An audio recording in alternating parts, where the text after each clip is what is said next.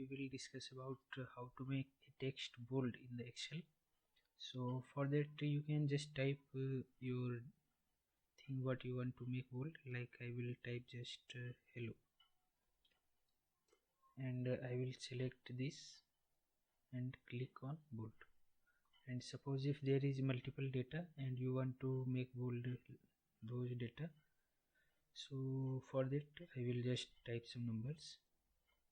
Uh,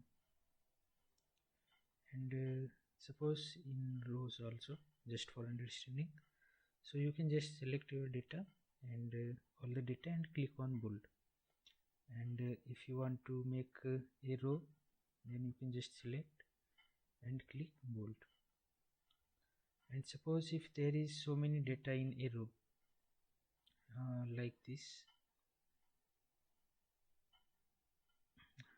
so and you want all the data in this row as a bold, so you can just click here and click on bold. Thank you.